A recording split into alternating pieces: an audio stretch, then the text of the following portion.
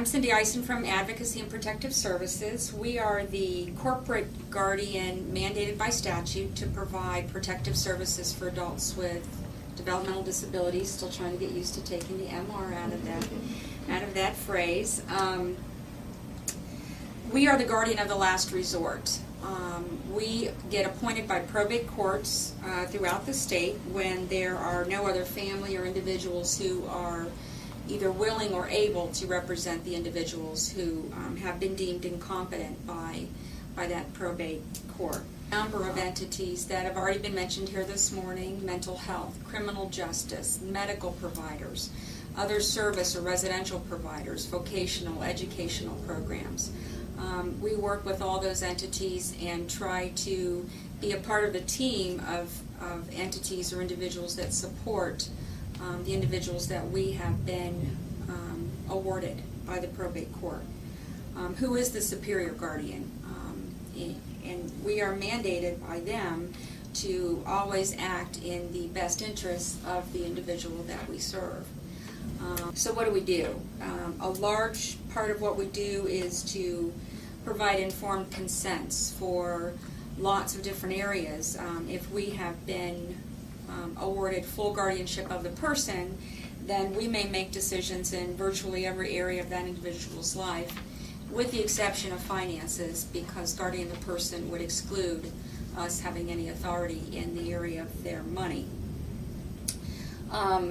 We give informed consent about residential placements, where they live, what kind of medical treatment they may receive, medications that they are prescribed, other services that they may be in need of, such as mental health or vocational services. We represent the needs and the desired activities of the individual to those service providers. We work with the individuals as much as what we can to help make those decisions. We work with families as much as possible when that's appropriate. We deal with end-of-life decisions on a regular basis. We provide a 24-hour, 7-day-a-week emergency system to provide immediately to emergency consents. That's a very active system. I help cover that occasionally, and it's very typical to get a number of calls between 5 p.m. and 8 a.m. the next morning. One of the things that we do is try to ensure that measures are taken to avoid rights restrictions. It is the last resort. We do see ourselves as being charged with personal and community health and safety issues. We report to the court, the probate court, about ensuring that our individuals are in the least restrictive environment and that we have been able to ensure that their health and safety needs are met. So that's very important. But again, we act in the best interest of the individual, so sometimes that's contradictory to what the individual wants, and that usually gets played out in 3 major areas. Medical is one.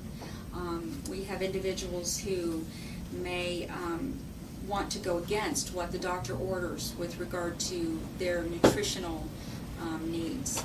For example, people who cannot eat certain foods that they want to be able to eat. The use of psychotropic medications is another big one under the medical aspect. Looking at whether or not that's simply for behavior management or for treating appropriate psychiatric diagnoses. So we always look for ensuring that that's least restrictive for individuals as well. Medical may include a lot of things. One of the common things that we deal with is issues with smoking and other things that people may want that may not be good for them or may be against what the physician orders. So we work with teams to try to develop and try to be as creative as possible with regard to what can we do to avoid restricting their right to smoke. Is it a recommendation from the physician, or is it an order from the physician because of a chronic medical condition? Behavioral is another area that requires often some rights restrictions.